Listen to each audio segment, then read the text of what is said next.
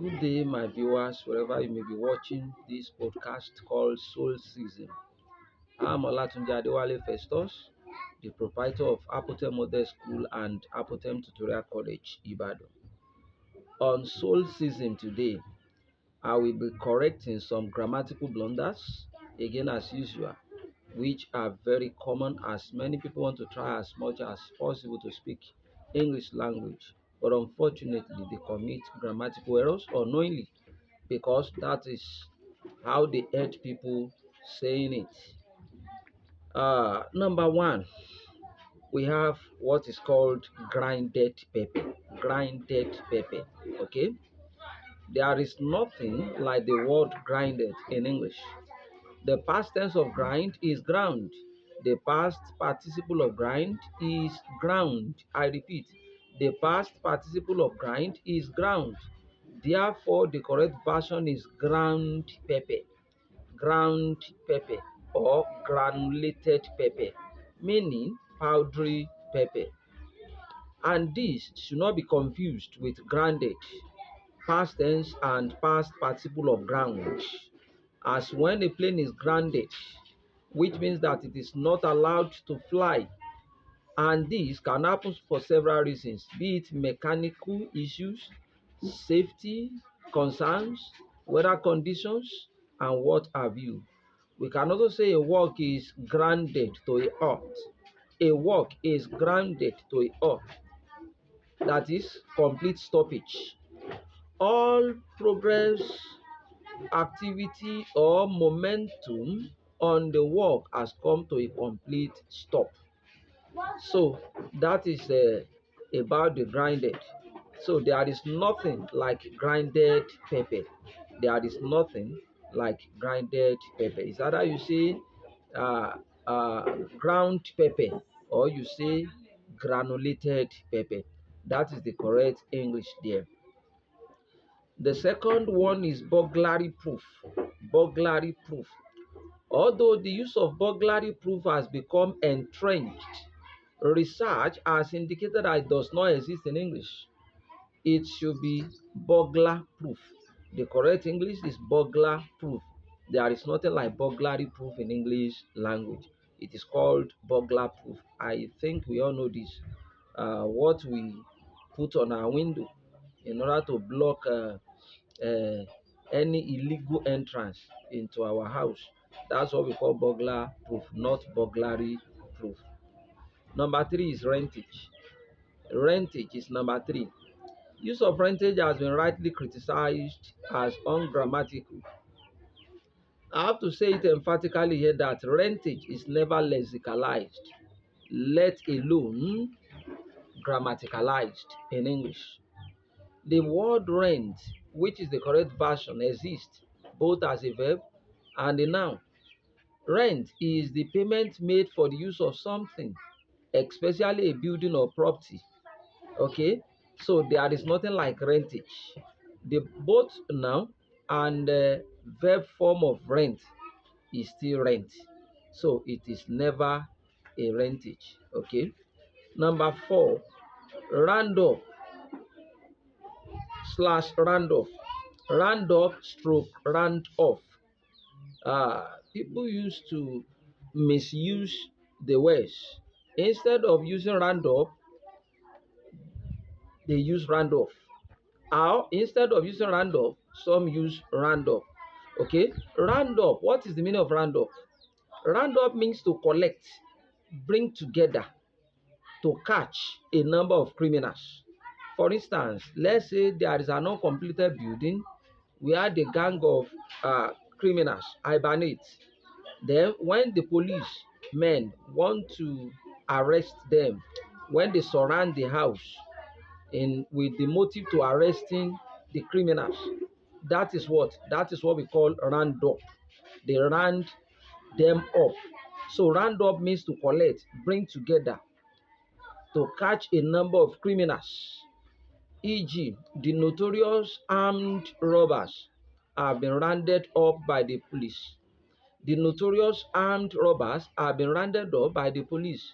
Okay, so round off means round off now. Round off now means to bring to a complete or well-ordered state, to end suitably or satisfactorily, e.g., to round off the news. Assuming I'm a newscaster now, I want to bring the news into conclusion. I will say round off. Now, to round off the news, the main points again. To round off the news, the main points again. Or I can say, let us round off this meeting with a closing prayer. Let us round off this meeting with a closing prayer. It is round off, not round up in this situation. Okay, so the meaning of round up is quite different from the meaning of round off. I want us to have a better understanding of the two. Number 5, in future and in the future. In future and in the future. Okay, let's see the difference. Many of us do make mistake here. In future means from now on. Please quote me very well. In future means from now on or from now onwards. From now onwards. Okay? E.g. now, I can say, brush your teeth before you eat breakfast in future. Brush your teeth before you eat breakfast in future. How can someone tell a student that what do you want to become in future? That is wrong. If you are asking somebody of what he or she want to become in future, what you are saying has contradicted what you meant. What you are saying is that what do you want to become from now on, which is very wrong. In the future means in time yet to come. In the future means in time yet to come. E.g., I want to become an engineer in the future. What do you want to become in the future? I want to become an engineer in the future. So the omission of the article D there is a big issue, all right?